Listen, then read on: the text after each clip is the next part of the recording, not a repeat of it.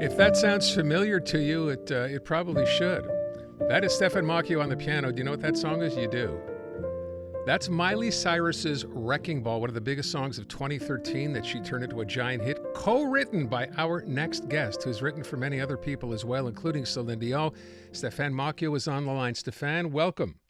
Hi, Aaron. Nice to hear your voice. You're not going to remember this. I do vaguely. I probably interviewed you, I'm going to say 20 years ago at another radio station at the time, maybe even longer than that. For the love of God. Yeah, Montreal. For people who don't know, so you're a Montrealer, right, by birth, number one. I'm a Quebecer.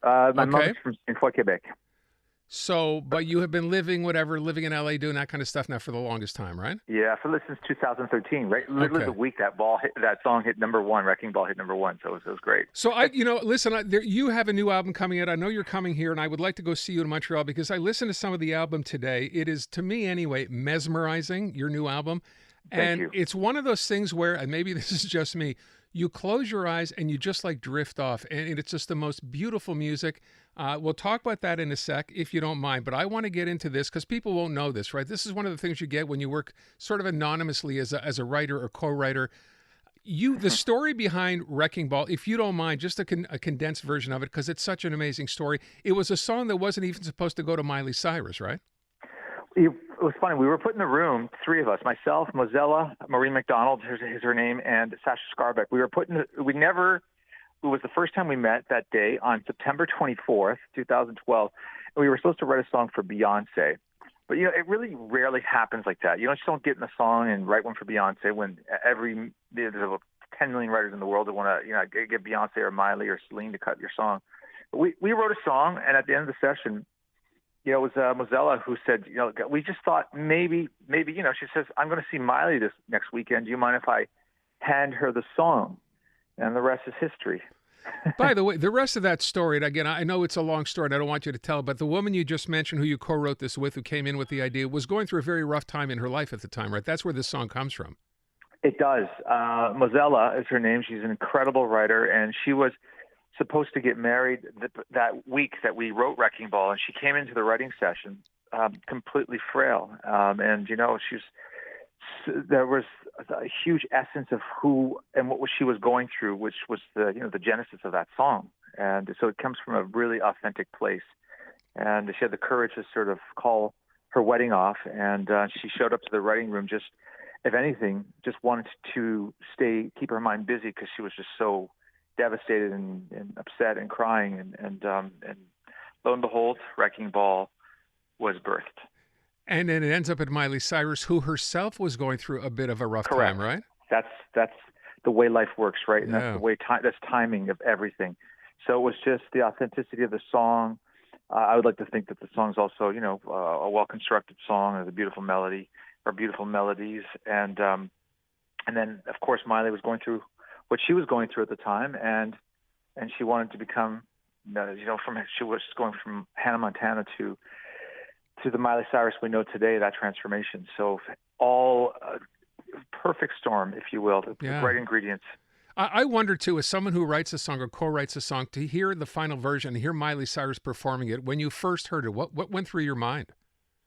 Miley was exceptional. It doesn't always happen like that, but she was an artist who took the song and just took it to the other level. I mean, the grit, the rasp, the passion in her voice, and the strength in her and who she is as an artist, just all kind of just transmitted through her vocal. And so I was moved, of course. I mean, that chorus was was bigger than life at the time. Yeah. It's a huge chorus. Yeah. And she nailed it in every way. So let's talk a little bit more about you, not Miley Cyrus. So you mentioned Quebec-born. I consider you from here. How does a kid from here end up in LA writing songs for The Weeknd and Celine Dion and Miley Cyrus and all? How did that even come about? I always say it's a bit of luck and a hell of a lot of hard work. And it's just a lot of failure in between. And then all of a sudden things start to work. Eventually one of them pops. My first big one was Celine's A New Day Has Come. And then from that it was, of course, Miley Cyrus and then Abel, The Weeknd, and so on and so on. But then I ended up writing. I was on a writing streak for, I'd say, 6-7 years in LA. And then I eventually decided to come back to my own roots because I just wanted to come back. I felt I felt compelled to come back to solo piano music after that. Had you thought originally as a career that you would be a musician, or was it always songwriting that you thought you'd be doing? I always saw, as a child, I always saw myself as number one, as a gifted melodist and writer, and able to composer, like someone who was able to sort of put beautiful music. It was kind of like whoever and whatever vehicle could transport my melodies and my music. But at one point, I became an artist. I have more creative control, regardless, and I wanted to just. There comes a point when you are in service to other artists. They have the final say on a song, and as they should. But you start to lose yourself in that process, over years, and your identity gets stripped. And I've got a strong identity when it comes to music, and I couldn't escape it. And I just said, okay, I'm going to come back to doing sort of like, the Wrecking Ball, as you heard it, and a lot of other great songs that I wrote were birthed from classical melodies, if you will. And so you're in a sense back to your roots with this album. Well, this one in particular, called Legends Miss Lavender. I mean, I spent 28 days in the south of France at a studio called Miraval Studios, and it's Brad Pitt's place, the winery, and he just renovated one of the most exquisite studios in the world. Oh. And I spent a month there in solitude, recording this album. And, it ended up being, for me, a highly cathartic experience where I was just able to be by myself. And I know it sounds cliche, Aaron, but I reclaimed my own voice in many ways. It was just like my own voice musically, my own voice as a human being, as a father. It's just LA. LA's a tough town. And no matter how successful you are, you just don't want to stay there any longer than you need to. Well, isn't that something, huh? I would ask you, by the way, with respect to the album, so it's Legend, Myths, and Lavender, one of the more interesting names for an album. What's that all mean? Legends and Myths, because the grounds at Miraval are like thousands of years old. It's ancient grounds, and some buildings that are there, like cobblestone buildings that are 300, 400, 500 years old. So there's this sort of spirit and this aura to the place. I couldn't even ignore it.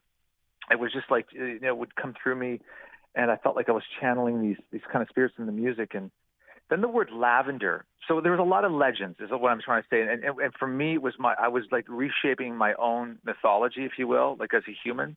And the word lavender, I just wanted to keep it modern and fresh, because it is in a field of like acres and acres and acres of hundreds of acres of fields of lavender.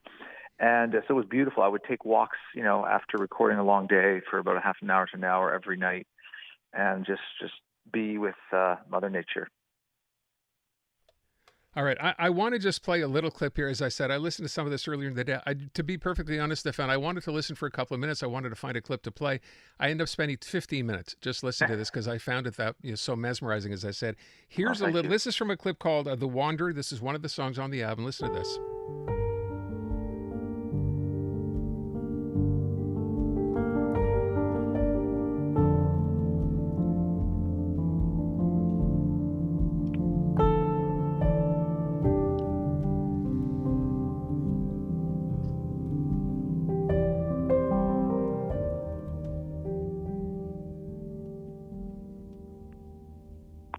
So is this what you're going to be performing? I know you're coming, and I know the date's beginning of October. You're here the 1st, the 3rd, and the 4th. Which is the Montreal date? The 3rd. Okay. At Place des Arts. At Place des Arts. I will be there because I would like to see you live. And I would just let people know, yes, you can buy tickets online, but if you don't want to go, you're playing in Gatineau as well, right? I'm playing Gatineau in Quebec. I would. That's great. I hope that people jump on the tickets, because I think Montreal is getting close to being sold out. Okay. So I love the entire province. It's Quebec as a whole, Gatineau, Montreal, Trois-Rivières, Drummondville, and Quebec City. The people here are so warm and nice inviting. story. Local boy makes great, long beyond good. Hey, listen, put a pair away for me. I don't want to get to Place des Arts and find you're sold out, so I need you to put a pair away for me, okay? We shall. We've got you covered. Stephan, all the best to you. Really looking forward to this, folks. If you want to see some amazing talent on stage as a piano player, as a composer, as a songwriter, that's what you want to be at. Place des Arts on October the 2nd. Stephan, thanks so much. Yeah. And yeah, Aaron, I just want to say it's a night of storytelling. That's all it is. It's like you're coming to my living room. So enjoy. Looking forward to it. Stephan, thanks so much. All the best. Thank you. All right. Thank you, Aaron.